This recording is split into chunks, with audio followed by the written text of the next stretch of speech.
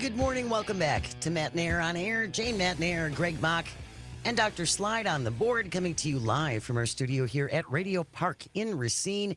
You can always join us, call or text. The number is the same, 855-752-4842. Leave a comment if you're watching on the live stream on Facebook, YouTube, and what used to be Twitter. It is Monday. That means Monday with Mr. Global. Matt Randolph is here. Good morning, Matt. Nice to see you.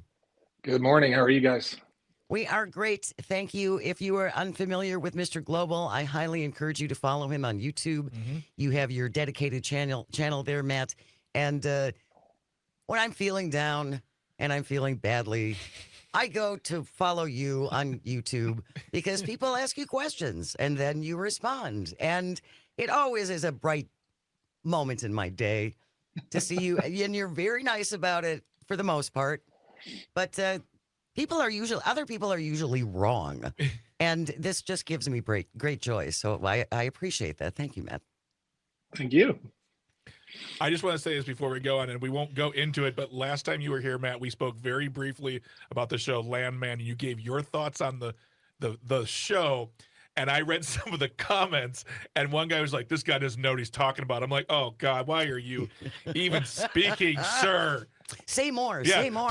Please tell me how you know more. Good. I'd love to know. So that just made my Tuesday. Yeah, I'd never run out of content.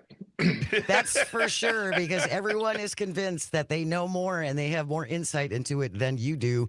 Matt, of course, if you have not heard him before, has been working in the oil and gas industry for more than 30 years. He does own his own oil company, and he has also earned the moniker of an oil and gas expert. That's not something that you send off for with box tops from cereal.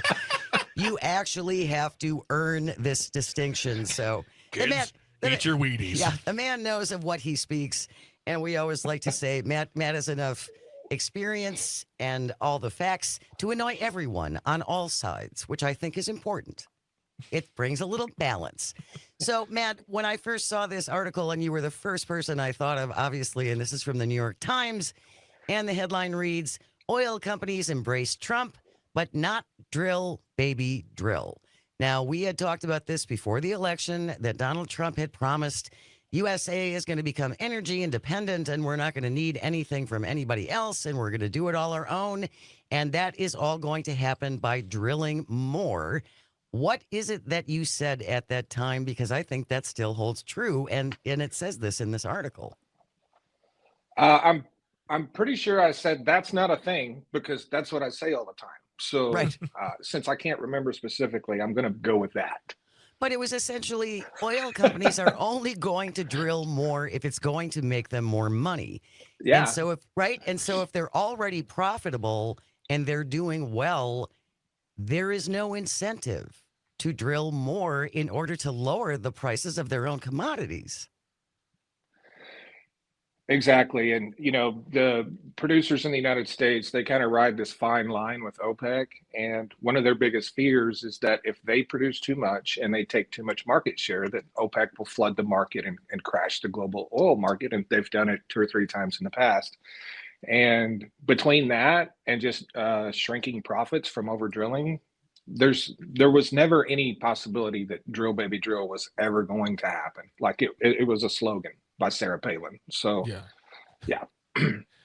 Well, and the other thing too is, like, one thing that we don't seem to, when I say we, I mean the royal we, is the oil companies are a business, and like any good business, they do their research. I think what the problem is, people just equate drilling, period, the act of drilling, to profit, because they think oil is everywhere. So therefore, if I go to my house and start drilling, I'm going to strike oil. If I go to your house, I'm going to strike oil. But that's not how it is. Oil companies take great pains to research locations, do all the due diligence to make sure that they're going to find oil, make a profit, and then make money for their shareholders. I mean, it's not like if I own a McDonald's franchise, I'm not going to open one in a desert where I know nobody's going, just because I'm like, hey, man, there's a piece of land. Let's do it. I mean, that's the type of thinking. It's like they're a business. They do the research to know where the money actually is. Yeah, I think McDonald's is a good analogy. So let's Hmm. say, someone owned a McDonald's and they sold on average 1,000 Big Macs a day, and they just said, you know what, we're just going to start making 2,000. Yeah. How about that? Even though they only sell 1,000, that is the fast food equivalent to drill baby drill, right? Right Right. there. Right there. Piece of cake. Yeah, it's not that complicated. This is actually pretty simplistic. Yeah, Again, oil companies are not going because drilling is very expensive, correct, Matt?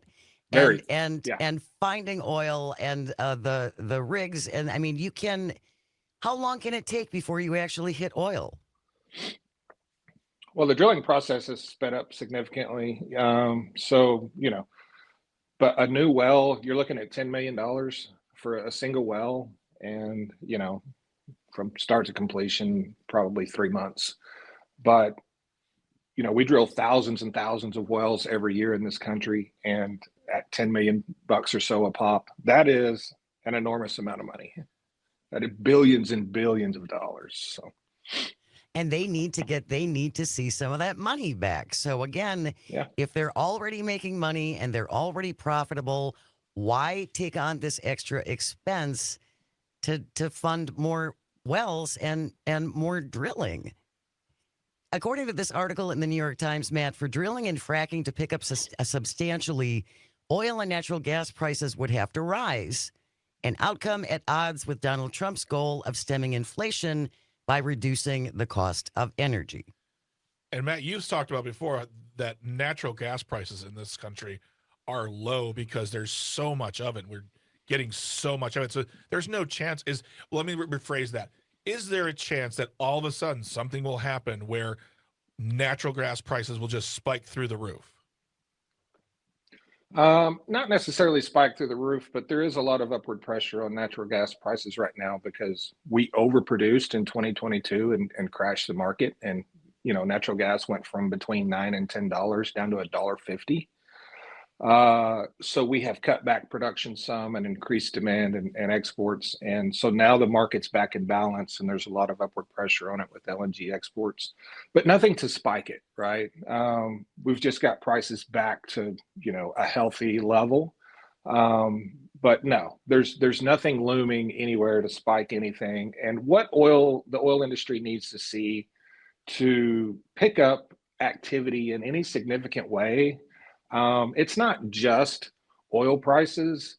They need to see data that shows them for the next 2 or 3 years, oil prices will be bullish. It's you know what I mean? Like it Mhm. can't be a temporary thing. It can't be some conflict overseas that just, there's like a 3 month bump in prices. They do that when they see a long-term bullish run. That's when they ramp up activity significantly, regardless of what the president or anyone else says. So once again, it goes back to the idea that they say we see an inherent value, we're going to go for it. Yeah. They're not all just running around their offices going drill baby drill. Well, it's about Some of them probably are actually, but yeah, there's probably a few. I can see that. If you're just joining us, Matt Randolph is our guest. He is known as Mr. Global. Check out his page and his channel on YouTube. It is very enlightening. You will learn a whole lot. And before this even comes in, I want to address this. Gas prices at the pump are up. And we have talked about this in the past that who is sitting in the Oval Office is not necessarily the one who is affecting prices at the pump.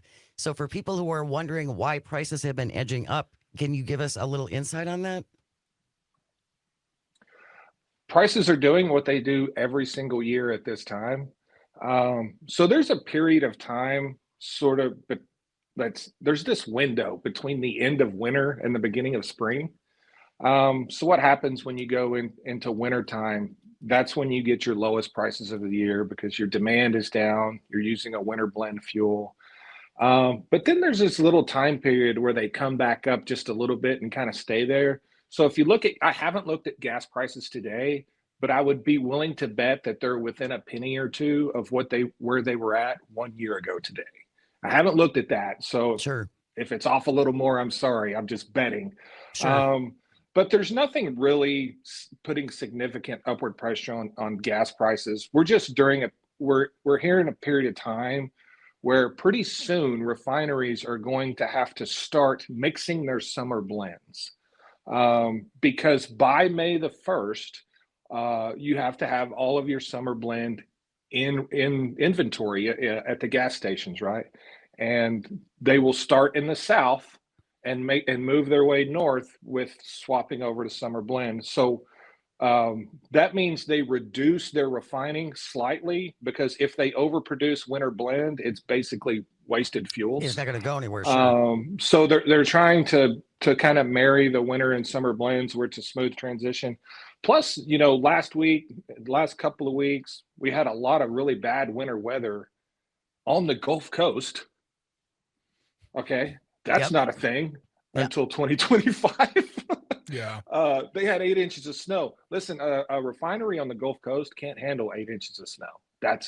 They can't handle below freezing temperatures. They're used to 80 degrees. It's like San Diego down there. Right.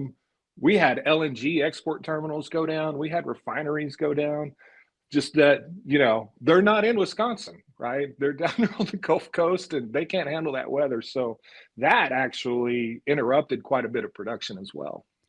Boy, now that you mentioned that, Matt, are you at all concerned that there seems to be this complete dismissal on one side about the effects of climate change? Again, that snowstorm along the Gulf, that doesn't normally happen. It shouldn't be a thing. and it was a thing, and now it looks like we have the potential for this happening again. Yeah, and there are unforeseen consequences of climate change that we have yet to realize. Like, there's a recent thing that have becoming more prevalent is wind droughts, because with higher global temperatures, it has some sort of effect on winds. And, a lot of people don't think about that, but, in the state of Texas in 2024, they produced, I believe it was 3% less wind energy than they did in 2023, even though they had 6% more capacity. Wow. So they're adding more wind, but producing less, because if on an average day, you average throughout the entire year, the change in wind speeds is 1 mile an hour. That is a significant decrease in the amount of wind energy that's produced. If it's 2 miles an hour, that's like crazy. That doesn't sound like a lot, the wind just 1 mile an hour. But when you're talking about having a massive, Texas has huge wind farms. They have a ton of wind power. And that little effect just ripples across the entire state. So we've seen that happen in Europe as well. They just went through severe wind drought, which was a big part of their problems with electricity over the last year. So there's things happening with the weather that's going to impact our ability to produce energy. And we have yet to see all of those things happen. I think there's more things that we're not seeing coming that are going to happen that we're going to have to deal with. Yet another reminder, this is all part of a system. We are all part of a system involving climate and wind and rain and all of those things.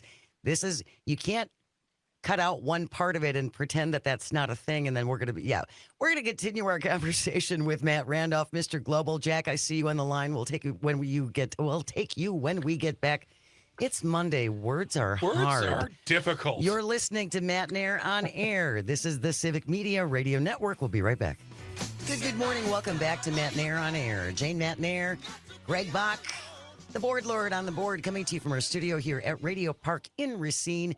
You can always join us, call or text at 855-752-4842. Leave a comment if you're watching on the live stream on Facebook, YouTube, and what used to be Twitter. Our guest is Matt Randolph. He is known as Mr. Global. Check out his YouTube channel. It's fantastic. You will learn a lot. Right before the break, Matt, we were talking about Donald Trump going, drill, baby, drill, and the oil companies going, yeah, no, we're good, dude. It's fine. We're all fine. We have Jack from Merrimack, who's been very patient. If you can keep it quick, Jack, go ahead. Thank you for joining us. Okay, I'm going to start out with a little tangent. Your guest was talking about unforeseen consequences. When I started studying climate modeling, and I have a master's in chemistry and 100 and some odd science credits and all science teaching certifications. So I do have a little bit of a credential. We looked at possible problems, and we saw glacial melting and ocean rise and huge storms. That energy's got to go somewhere. We did not foresee the fires that keep on creeping up all over the place. And so when you talk about unforeseen consequences, they can be pretty serious. Getting back to my my original idea, first of all, if what I've read is correct, and I believe the figures are from the U.S. Department of Energy, we are actually producing more oil and have for a couple of years now, more than we actually use. Yeah, we've got to import some because some of our refineries can't handle what we have here. But we need to think about one other important thing, not just climate change, though that is pretty critical. We need to think about the fact that petroleum is used as a base for almost everything you can look around your station, and you can see it's plastic, in fabrics, it's in pharmaceuticals. I mean, we've got to consider conserving yes, it is really a limited resource. So there's my rant for the day. Thanks. Appreciate the rant, Jack. Thank you so much for checking in. He's right, Matt, as far as petroleum being in so many products and things you might not even ever think about. Yeah, absolutely. And that's why, for the next about 20 years, the petrochemical business is set to sort of really just blow up and grow like crazy because of all those things he just mentioned. And record production 2023, record natural gas production, record oil production in 2024, record LNG exports, record LNG production, like everything across the board, even renewables, so it's not all about fossil fuels, record wind energy, record solar. So we've set records. The only thing we haven't set record with is like nuclear and hydropower that we haven't invested any money in expanding. But yeah, records across the board. And but the import thing is more of a profit center and not a need thing. When we talk about exports and imports, people really make it about themselves. They're like, we import and we export, and import and export is not about the need of the country. It's about the profit of the refiners and the people that are importing and exporting. It's a standalone, separate business. It's not about our consumption or any of that. It's about how the best way to make a dollar, right? And so it's better to look at that through that lens because then it makes more sense. Yeah, sure. Matt, you mentioned the big word that people, I think, have a hard time wrapping their brains around, which is nuclear.